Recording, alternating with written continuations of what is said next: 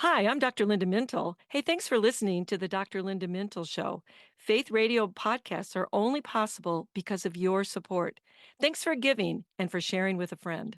Doing life together, reaching out with hope, encouraging one another, each step along the road. You and I can make everything a little better, doing life together. Well, hi, everyone, and welcome to the Dr. Linda Mintle Show. I'm your host, Dr. Linda Mintle, the relationship doctor, and I'm here along with my co-host, the other Dr. Mintle, my husband, Norm. And every weekend, we're here, we're doing life together, and we're glad that you've joined us. You know, I'd like to talk about the weekends, but since we always do, I'm going to jump right into it. Okay. Oh, my goodness. The Republican and Democratic national conventions and all their drama are over. Yay! We are not a fan. No. I mean, I know it's necessary, I right? know, We I need to know. do this, but boy, the drama. So next, we get to elect the next president of the United States. And since this is a relationship and mental health show, we're going to talk about what seems like the constant stress we often feel about national elections. It doesn't really matter who your candidate is. Doesn't matter to me at all, because you're going to feel stress. You're going to live in this swirling whirlwind of drama until it's over in November.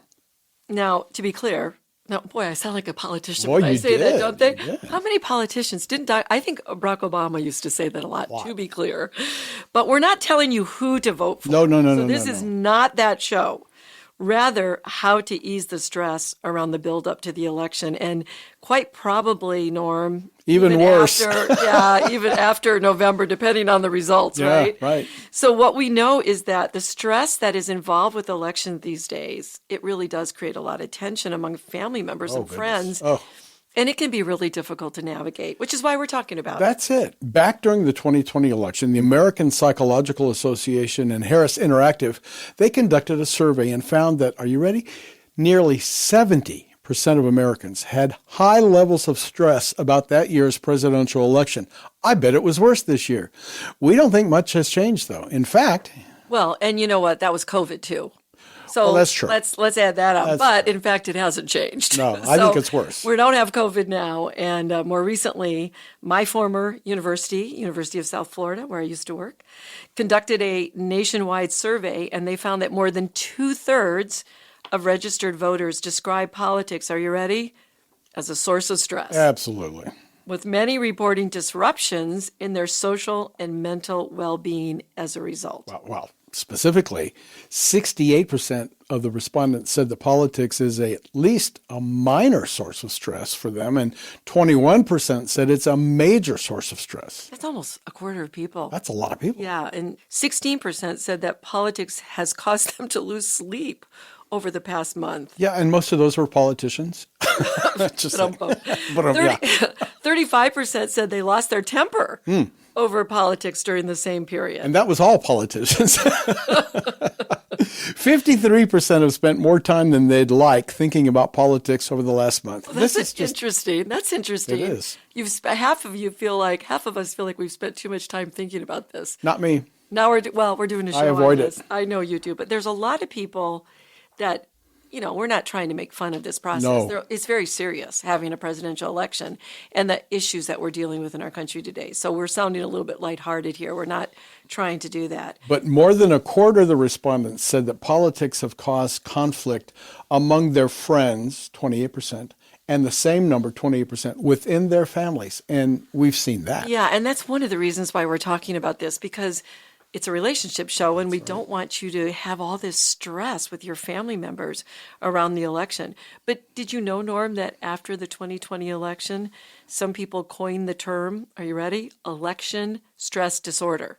Well, why not? Well, it's not an actual stress disorder. So if you hear the term, it's made up. But it did come from an outpouring of stress and anger and anxiety that people were feeling at the time. Yeah, and part of the issue is that election news and opinions are constantly discussed on media and news outlets. I mean, it's hard to escape the barrage that we all feel as media and social media try to influence our votes. Do you notice I'm saying that? Because we're old enough that we remember the news just was reported. Right. But now it Not does anymore. feel like these outlets are trying to influence the way we think and tell us how to think, Right. which is part of the stress for me. They're no longer reporting. You're right. It's not journalism. It's nasty, one-sided, negative, even hateful opinions by quote-unquote journalists on the news outlets. And then you throw on top of that all the commercials. That's what really puts me over the Yeah, edge. I know. Do you think we have opinions about this? No. And here's the thing with negative emotions. They're contagious. And they're more contagious than positive ones. Oh. Which means you may feel overwhelmed. You might have trouble sleeping and concentrating and experience awkwardness or tensions in your relations because you're getting that contagion effect from the people around you. Wow. I think part of the stress is that our culture has completely lost our ability to have civil discourse. We've talked about that in some other shows as well. Politics is this one area where it seems people have so much difficulty reaching across the aisle, so to speak, and just listening to each other with respect. All we see is something called confirmation bias. That's that tendency to search for, to interpret what you hear, to favor what you like, to recall information in a way that just confirms your pre-existing view or opinion about something. So, in effect, what we're only doing is listening to people who already agree with us. So simple math here, Norm. About half of the voters are going to likely be disappointed right after the election. And so we need some sensitivity. Whether your candidate loses or wins, you don't want to be rubbing it into people or saying nasty things about the other people. We got to be sensitive to the fact that half of the people are not going to like the results. So don't be a bad loser and don't be a bad winner. Yeah. Yeah, okay, that's good. I wonder about entitlement, though, too. What I mean is a lot of people feel like they're entitled to believe that their opinion or their ideas are more valid and more important than anybody who disagrees with them. Sadly, I think more people seem to think they have the right to control what other people think, kind of cancel them. I don't know. Have we done a show on entitlement? We need to do That's a a good show on idea. that because there is so much of that in our culture on so many areas. And again, this makes the conversations difficult because we don't want to be just devaluing people based on the way they think or the way that, they differ from us. It's just not a good look for the follower of Christ to be doing that. No. And this sense of entitlement, that I'm always right notion, by definition means that somebody else has to be wrong. That's right. If you're right, someone's wrong. So we have ongoing talk of blame, which of course upsets other people. I mean, you just read a headline and it upsets you. Then you yell at the dog and kick the dog and you're upset. But yeah. Yeah, this is actually known, what you're describing is something called ambient stress. That's a type of stress just outside of our consciousness. It's part of the daily environment, and it can really impact us without us even realizing that it's happening. Well, that completely explains a lot of this. That's good. One of the things that we should learn from this past election, I think, is don't anticipate that you're going to be stressed by the election, right? I know it sounds wrong, but a North Carolina State study found that if you think about and anticipate stress, it's going to worsen the impact of stress on your health. Is that right? Yeah, that's an overall principle about stress in and of itself. It's the same thing when we're talking about pain management. If you anticipate that you're going to have pain, you're going to have more pain. So it's that same concept of the more you anticipate it, you're sort of priming the brain to say, okay, here it comes. Here comes that stress. Think about it. And there it is. And there it is. So that tells me then, Norm, that the first step to ease your election stress is to stop anticipating, right? Because it's going to not help you if you do that. And acknowledge, that there's going to be an election. Sure. Obviously. And all you can control is your own vote. And the more you anticipate and worry, the worse you're going to feel. Well, we know what the Bible says about worry. Jesus said, just don't do it, to borrow from Nike. That's right. Or they borrowed from Jesus. Yeah, that's it. That's the right. way we need to look at that. So we need to practice his directive and not worry about things. We can rest assured that the rise and fall of kings and leaders, the Bible tells us, is not going to be a surprise to our sovereign God because he's ultimately in control. Boy, we need to really think about that, don't we? It's a tough one. This is not a surprise to God what's going to happen. He already knows Right. what the results of that election is going to be, which means pay attention then to how you're feeling, especially those negative emotions. Identify them, address them, Don't be motivated by fear. Bible talks about that as well. Too many, politicians purposely use fear, don't Yes, they? they do. They really do. And they catastrophize about the future, and they overestimate, possible aftermaths of disasters. I mean, don't go there. God is in control of our country and our future. Right. But that's part of the hype that is used, and we need to see through that and trust God in all things. I think another thing we should pay attention to is how our body is responding to the stress. I don't know that we often stop and think, wait, I'm tense or whatever. That's really good to notice that in your bodies, because often we feel it in our shoulders. I mean, a lot of times at night you'll sit and you'll rub my shoulders, and they're really tense, aren't they? From a lot of the things that I'm dealing with and thinking about. Some people get their gastrointestinal tract all upset, and they have issues there, or they get headaches. Other people have trouble sleeping. They toss and they turn, they worry, they can't sleep, they have bad dreams about the election. I mean, it can really impact your physical health. So if any of those are your symptoms, here's an idea. Let's take a break. Just take a time out from watching the news.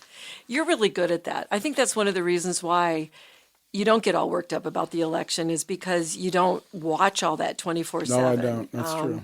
And it would help you, especially if all that information is just kind of overwhelming you. And guess what?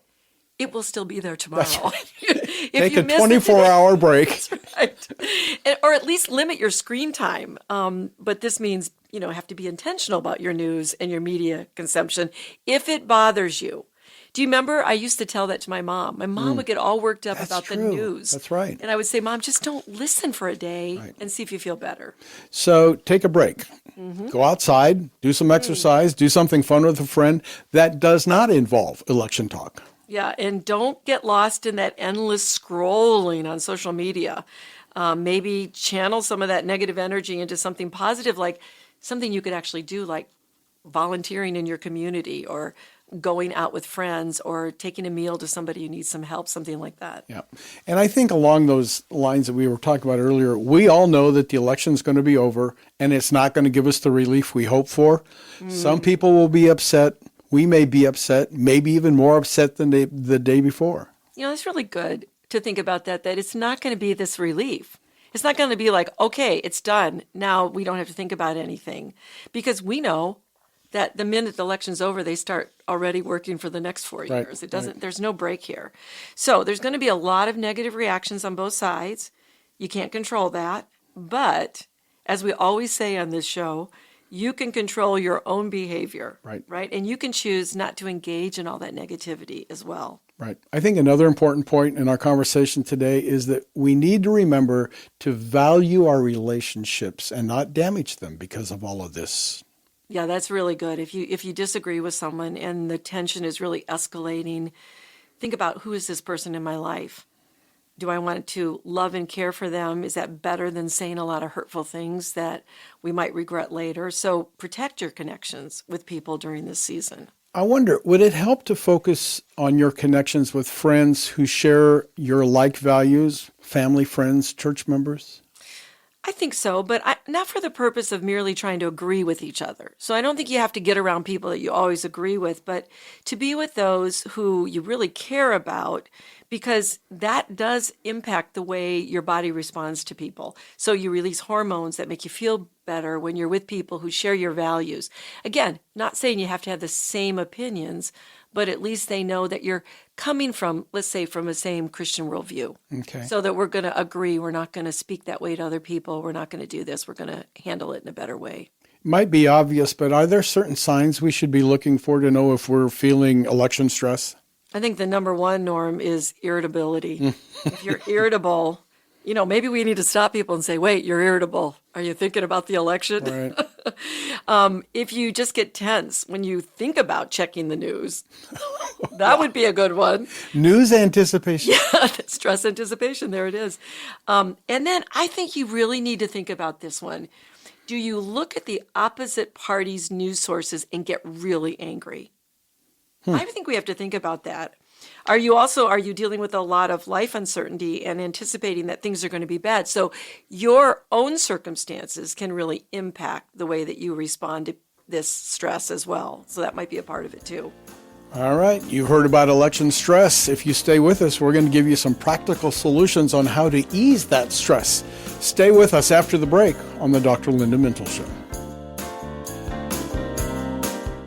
There's no doubt about it. We are definitely living in the text, Twitter, and email age. The handwritten note has become quite the relic. But just because we don't write much with pen and paper anymore doesn't mean we should forsake the kind and encouraging message. Hi, I'm Dr. Linda Mintle, the relationship doctor, and I want to encourage you to share a kind word. Even if it's a text, the power of telling a friend you're thinking of them, complimenting a success, or just saying, hey, hang in there, can make all the difference. If you've ever had your day interrupted by just a quick but genuine message from someone close, you know how a thought can raise your spirits, rejuvenate your mind, or help you stick on a difficult path because someone just cares. While you're listening right now, someone may come to mind, someone you can encourage with a few words. Take a minute and text, tweet, or email that person. Tell them you value them and the part they play in your life. It just might change their whole day. Hi, I'm Dr. Linda Mintle of the Dr. Linda Mintle Show. And I'm Dr. James Cribbs, and we co-authored the book Living Beyond Pain. If you're one of the 100 million people suffering from chronic pain, this is a book for you. Living Beyond Pain, in stores now. Hey, welcome back. We're talking about easing election stress on this episode of the Dr. Linda Mintle Show. If you'd like more help on this topic and other relationship issues, I suggest you follow Dr. Linda on her social media. At Dr. Linda Mintle on X, Dr. Linda Mintle, author and speaker on Facebook, and Dr. Linda Mintle on Instagram. And her website, interestingly enough, is drlindamintle.com. It's easy. And it has blogs and links to her many books. One that might help you especially is a pocket-sized book titled Breaking Free from Stress. You know, Norm, I think if you go to my website and you misspell my name, I think it still gets you there. I'm going to have to try that a few times because people a lot of times do misspell my name. They think it's Mental, Right. Mental, and so then I get called Dr. Mental quite often. But it's actually Mintle. Yeah, so it's Mint, Mint. and then LE, that's the way There you we, go. or didn't your dad used to say it's like Mantle? Well, but back with in an the I. day, it was Mickey Mantle, the baseball player, but with an I. Yes. Okay, well, let's dive into a few good prescriptions from Dr. Linda that can help us ease election stress. I think a good one might just be stop talking about it. Yeah, I think, you know, if you're really, really struggling, especially in your relationships, just decide you're going to have some other type of topic to talk about. And, you know, you can even say respectfully, you know, we're not going to see eye to eye on this. Perhaps we just need to talk about something else. I think that's perfectly okay during this season because you don't want to get into something with somebody. And then, like you said, we've been talking about, we don't want to ruin our relationships. I wonder if you'd prescribe something about focusing on the things we can control and the positive actions we can take. Oh, so that's a good idea. So let me think about that. Well, you can control whether you vote or not. Well, right? that's so true. that's one way you can have a say. You can vote your conscience and you can pray about your vote. And if you like a candidate, you can be part of a voter registration drive, or you can volunteer on a campaign or support causes, you know, that you're passionate about. So again, we're not telling you not to engage Right. in the politics. process. Right. Right. But put your efforts in a place that seems to be more positive in the long run. I know you ran into somebody on a plane who was telling you about how that didn't work out so well. Oh, I know. You told me about a woman in first class who was wearing a cap, supporting her candidate. And according to her, the flight attendant ignored her and didn't serve her. Politics on airplanes. Yay. In the first class. In first class, And that no was in less. first class. So that was a wild story. You know, I think it's really hard not to be triggered by politics the way it's all kind of playing out these days, don't you think? Oh, I think it's almost impossible. It really is because it's nonstop. Yeah. That's the whole process of leading up to an election. I don't know. I think somehow we need to try and separate people and what they value from their viewpoints. And that's so hard because people seem to own their viewpoints and identify with them. Yeah, and this is really important with family and friends. We got to value our family and friends regardless of whether they always agree with us or not. And remind yourself, I can love someone without agreeing with them or even understand why they think the way they do. I've heard people say to me, I don't understand why they think like that. Why aren't they looking at what's important in their relationships? And why aren't they hearing what that candidate says? And why are they, why? And, our relationships are built on more than this. And so, maybe some people have a blind spot in this area, or they don't care, or they figure that the policies are separated from the people. We've heard this kind of thing over and over again. So I think we just have to agree that we're going to love the people in our life regardless of what's going on. Jesus did this all the time, right when he walked on the earth. He loved the people around him who were acting pretty badly. No kidding. Sometime. I mean, we were watching The Chosen the other night, and we were in the part, I think it's in season 4, where the two disciples are trying to figure out where they're going to be in heaven, who's going to be next to Jesus. The sons of thunder. Yeah. That's right. And mom helicopters in. Yeah.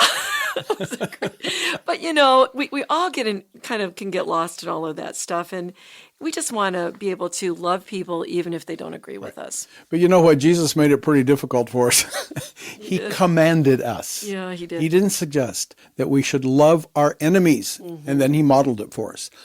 Here's another one. Before you open your mouth to express your opinion, why not think about that Jesus, by his Holy Spirit, lives inside you, and what comes out of your mouth should represent him as opposed to your own opinions or ideas. I remember telling that to our kids when they were younger. We probably need to tell that to ourselves as adults, right? I mean, think about what your goal really is. Are you determined you're going to just win an argument? No matter what. Yeah. Right. Are you going to change someone's mind? That usually No doesn't way. happen here. Right. Or do you have to just prove that you're right? And that is not fun to be around when people are always trying to prove that they're right. Or should your goal be, I'm going to maintain this relationship. I'm going to ask the Holy Spirit what to say and when to say it. And I think if you do that, it's going to prevent a lot of really bad feelings from coming to the surface. Okay. I have a question for you. When someone's upset and you know they're upset about the election, is it best to listen to them and try to maybe validate their fears and anxieties, or is that going the wrong way? I think that helps. I think it feels scary when people think they're losing a right or their freedom, or when their values are being trampled on, or they feel things are unfair, unjust. I would just try to hear their issue or their side of the story and just try to understand. Even if you disagree. Yeah. I mean, you can say, well, that's really interesting, or thank you. That helps me to understand why you that's feel the way good. you do. I've never thought of it that way. Yeah. Something like that. Yeah, okay. But if things really blow up, if they escalate, what should we think about boundaries? Yeah. I think you can politely say, if it gets really, escalated and you're feeling like things are just going to go nowhere but bad, I could say something like, I'd rather we talk about something else, so be honest, for example, and say, this conversation is really challenging for me and it's bringing up a lot of feelings. Can we just talk about something else? That's good. Or here's another one that you can use. This is a really difficult topic for me and I'm not up for a debate right now.